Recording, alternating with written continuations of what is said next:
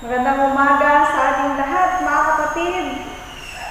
Tayo po ay nagpapasalamat na makakapakinig muli tayo ng mga salita ng ating Panginoon sa araw ng linggo, sa kabila po na tayo ay hindi makadako sa ating mga simbahan. Salamat sa Diyos na patuloy niya tayong binibigyan ng pagkakataon na sa loob ng ating tahanan, mabuti na nakakasama din natin ang ating pamilya, sama-sama mas buo sa ating pagsamba at pakikinig ng mga salita ng ating Panginoon. At sa umagang ito, mga kapatid, ang ating pong mensahe ay ating pinamagatang lumago at magbunga bilang mga alagad ng Diyos sa nagbabagong panahon. Ang talikhaga po ng mga hasik ay matatagpuan sa Ebanghelyo o Synoptic Gospels ng Mark version po.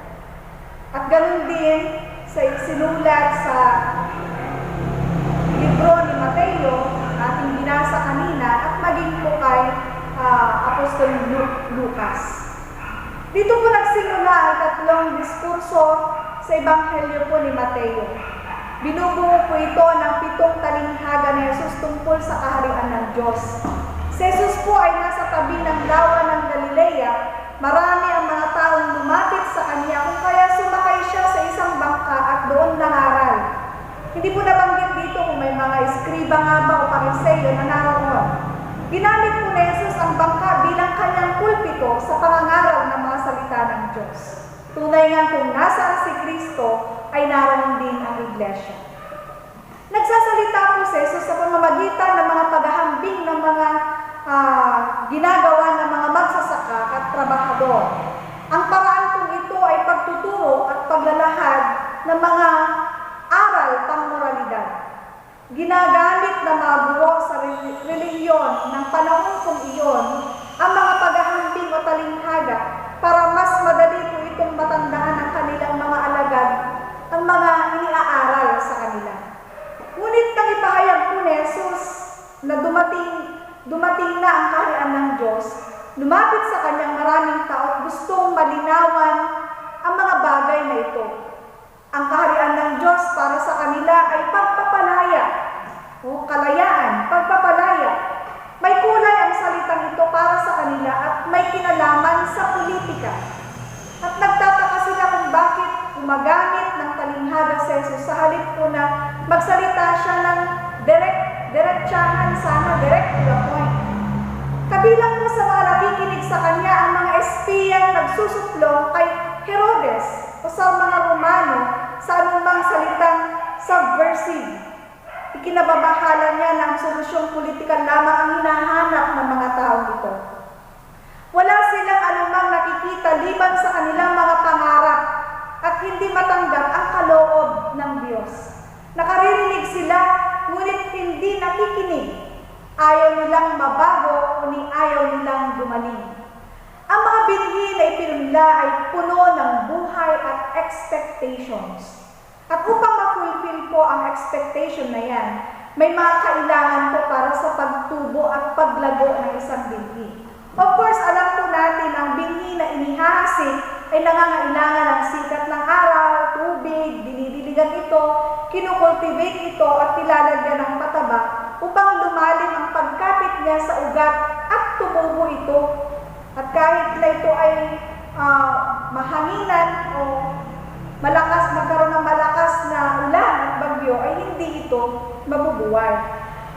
Ang isa sa kaligayahan po ng mga magsasaka ay makita yung kanilang mga binhing ipinunla. Hindi lamang ito magbunga, kundi magbubunga ito ng marami.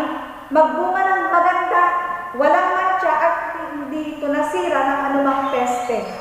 Sapagkat hindi po ganun kadali ang magtanim ng binhi sa isang lupa. Mahirap po ito talagang nagbibigay ng effort, buong lakas, effort mo, buong buhay ilalagay mo dyan. Lahat ng kakayahan ilalagay mo dyan. Tinitingnan ng maigi ang isang magsasaka kung anong klaseng lupa ang kanyang pagtatamnan. Kasama siyempre yung klima. Yung uri ng binhi na kanyang itatanim, hindi lamang po basta binhi. Yun po ay kailangan magandang binhi. Matapos may tanim po ang binhi, kanya itong dinidiligan. Binabantayan ito dahil baka may mapeste o matuka ng mga ibon o mga manok o anumang mga makakasira o mga sakit na maaaring makapaminsala nito. At lalagyan niya ito ng pataba, lalagyan din niya ng pesticide kung kailangan, at upang masigurado niya na lalaging malusog ang kanyang punla at magbubunga ito ng masagana at magandang bunga. Para po sa mga magsasaka, tagumpay po ang kanyang pinagpagalan, magandang resulta. Ito po yung nais niya. Mga magsasaka, gusto nila matagumpay at magandang resulta sa kanilang mga tinatanim. At ganito rin po ang inaasahan ng ating Panginoong Diyos sa atin, na siyang matutunghayan po natin sa ating batayang teksto sa umagang ito. May ilan pong pagninilay ang iniiwan sa atin ng talinghaga ng mga isip. Una, ang binhi. Ang binhi ay kumakatawan sa mga salita ng Diyos. Ang binhi ito ay inihasit ng Panginoon sa lahat ng karapat-dapat manuhindik, handa manuhindik, malaki man ang probability na tutubo ito o hindi. Tayo po yung mga iba't ibang uri ng lupa na kinahulugan ng binhi. Ang binhi na tumutubo sa daan, actually yung apat po na binigay na halimbawa, ang binhi na tumutubo sa daan, nagre-represent po ito sa matigas na puso, hard heart. Pangalawa, yung binhi po na nahulog sa mabatong lupa, nagre-represent po ito ng shallow heart. At yung binhi na hulog sa matinik na halamanan, ito po ay tinatawag na crowded heart. At ang binhi na hulog sa matabang lupa, ito'y tinatawag na prepared and willing heart. Nakipagsapalaran po ang Diyos sa kanyang pagsabog ng mga binhi o paghasik ng mga binhi o paghasik ng kanyang mga salita, tutubo at magbubunga. Ganoon po ka-positive yung pagtingin ng ating Panginoon. Open arms ang ating Panginoon sa kanyang grasya na inihasik sa ating lahat. Wala pong pinipili. Hindi naghihinayang ang Panginoon sa mga binhing kanyang inihasik kung hindi tutugon ang bawat inasikan niya. Kung may tutugon man kahit na maliit ang probability, handa siyang tumulong upang maging mabuting lupa tayo. Ating tingnan po yung binhi na tumubo sa daan na nagre-represent ng hard heart. Layunin po ng mga binhing inihasik sa atin ay magdala ng pagbabago, transformation sa atin. Hindi ito basta salita ng Diyos, ito po ay nangangahulugan ng pagtalikod natin sa kasalukuyang buhay na nakasanayan na natin. Pagbabago ng mga loyalties natin. At kung titingnan po natin yung ibon na binanggit sa banal na kasulatan ay nagre-represent ng mga kaisipan, maaaring pamahiin, tradisyon, ideology natin, socio-cultural factors na isinusulong ng mga tao, grupo o samahan at reliyon na maaaring lihis sa itinuturo ng Ebanghelyo. Marami ang tumitingin sa atin na aksaya lamang sa oras ang pakikinig ng mga salita ng Diyos dahil ito'y umaagaw sa mga sinasabi nating precious time at priorities natin sa ating mga buhay.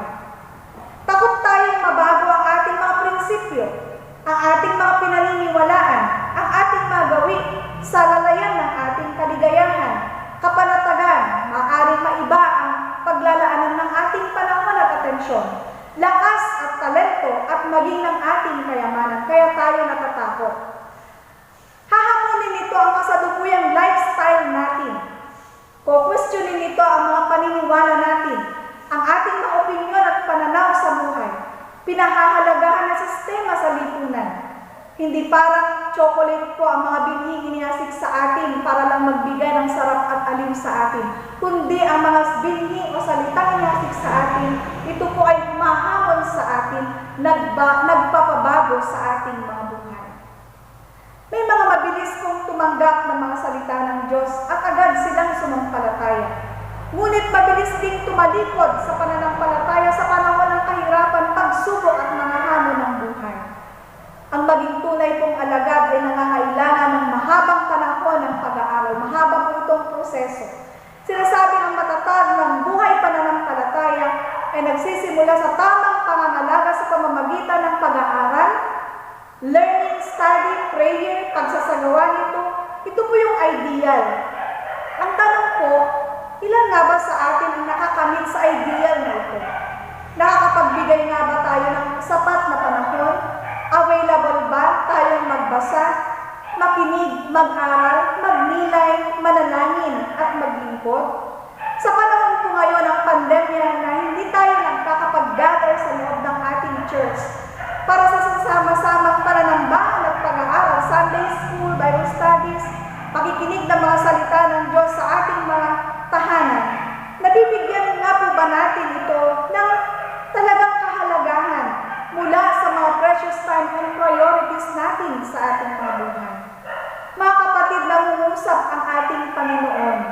Nagpapaalaala po sa atin ngayong panahon ng pandemya na sana magkaroon tayo ng panahon na makinig sa Kanya, lumapit sa Kanya, magpalakas, magpatatag ng relasyon sa Kanya sa ating kapwa, bagaman pinaglayo tayo ng pisikal ang pandemya ito.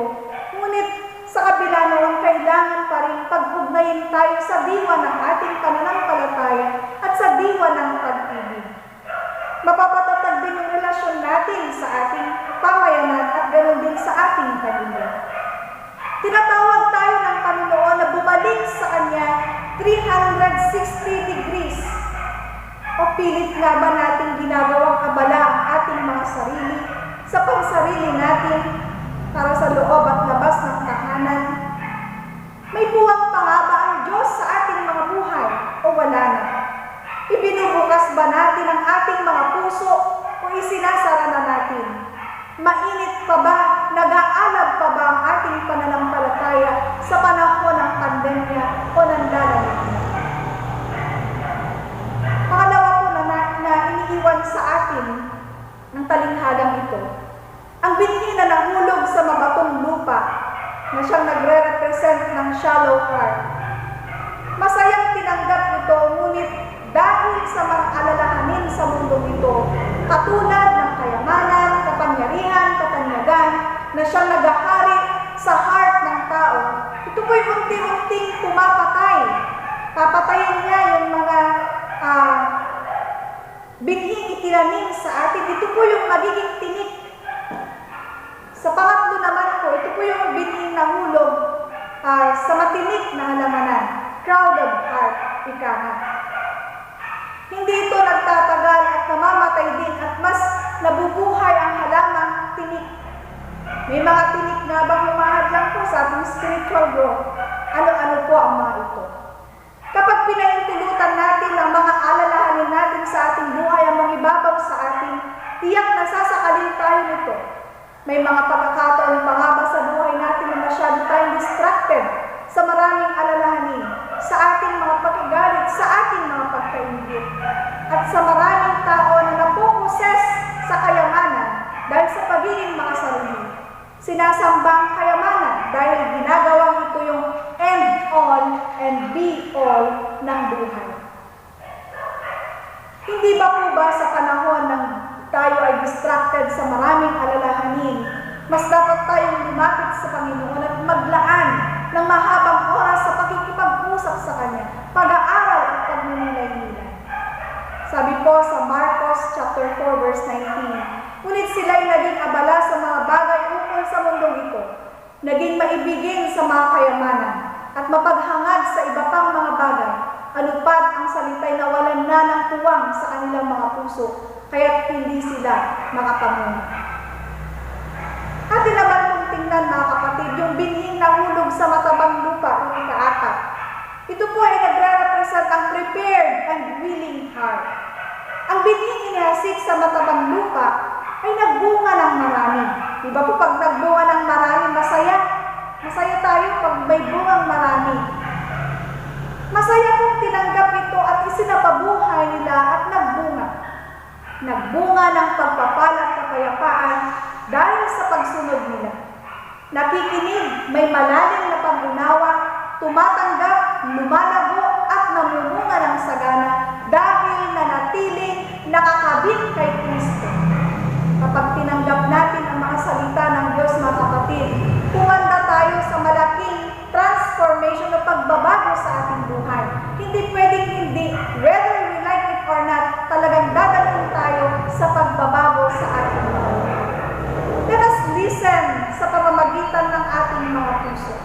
Listen with your heart. Ang puso, ang place po ng desisyon at pinakasentro ng ating pagkatao. At ito din dapat ang binubuksan natin para matanggap natin ang mga salita ng Diyos. Listen for a change. Ang layunin po ng paghahasik na iyon ay hindi para manatiling binhi lamang, kundi ito po ay tumubo, lumago, at mamunga. Ang iba't ibang lupa sa talinghaga ay tayo, kung anong kalagayan ng kalooban at puso natin. May handa kahit papaano, may mga sagaban, mayroong hindi talagang handa. Ngunit ang hamon, mga kapatid, ay ito. Ang hamon sa atin ay magkaroon ng desire at willing heart, prepared heart, na maging magandang lupa para sa napakahalagang biyaya ng Diyos na kanyang mga salita. Ang salita niya ang magdadala sa atin ng kaganapan ng ating buhay. Ang pagbabagong dulot nito ay nagpapalaganap sa atin upang mabuhay ng mayroong kahulugan at kabuluhan, katiwasayan at kapayapaan ang dala ng mga hasik na ating Panginoon. Buksan nawa natin ang ating mga puso because this is the key to true freedom and fullness of life. Siya'y nangungusap sa atin, mga kapatid, sa pamamagitan ng aral ng Iglesia, aral ng ating Panginoon, aral mula sa banal na kasulatan, na siyang isa sa mga gabay natin at nagpapaunawa sa atin sa mga salita ng Diyos. Siya rin ay nangungusap sa ating kapwa, nagpapaalaala sa atin upang tayo ituwid, nagpapayo sa atin sa mga nagaganap sa ating lipunan, sa bansa at sa sandaigdigan, upang makita natin kung ano ang dapat nating tahakin at naituwid tayo sa ating pamumuhay. Ano po bang paraan ang ating ginagawa sa mga binhing inihasik sa atin upang mag-ugat ito ng malalim? Magbigay ng kapangyarihan sa atin upang tayo'y makapamungo. Magbigay buhay sa atin, magbigay pag-asa, magbigay pag-ibig at mag-umalab ang ating pananampalataya. At upang magbigay ng lakas din sa ating kapwa. Ano nga ba ang mga humahadlang o nagbibigay distractions at sumasakal sa mga binhing inihasik sa atin ng ating Panginoon? Isa pong mahabang paglalakbay ang buhay pananampalataya. Hindi po ito nagaganap ng minsang pakikinig lamang, kundi patuloy ito na ating magiging way of life natin. Habang tayo po ay nabubuhay, hindi tayo dapat magsawang makinig. Hindi tayo dapat magsawang magbulay at matuto. Hindi tayo dapat magsawang lumapit at manalangin sa Panginoon. At ang lahat na wag natutunan natin ay patuloy na ito'y ating naisagawa sa pamamagitan ng ating paglilingkod sa Diyos at sa ating kapwa. Ito po ang layunin ng mga binhing inihasik sa atin. Ang mga binhing ito'y pagkain sa lahat ng hinasikan ng ating Panginoon. Pagkain natin na nagdudulot ng sigla at lakas upang tayo ay hindi manlupaypay sa mga hamon ng ating buhay. Nawa, mga kapatid, buong puso at galak nating tanggapin ang mga itinanim o ipinunla, inihasik sa atin ng ating Panginoon na nagbibigay buhay sa ating lahat. Upang sa gayon ang binhing na tanim sa atin ay matanim din natin sa iba. Magbunga rin ng marami sa iba. At nawa sa panahon ng mga hamon at pagsubok ng buhay, manatili tayong tapat, lumalago at namumunga. Hindi nabibigo sa pag-asa na ating tinataglay buhat sa ating Panginoon. Hindi nagbabago ang mga salita ng Diyos maging sa pabago-bago pong panahon. Patuloy tayong manangan sa ating Panginoon. Patuloy nating pag-aralan ang kanyang mga salita. Patuloy tayong manangan sa kanyang mga pangako.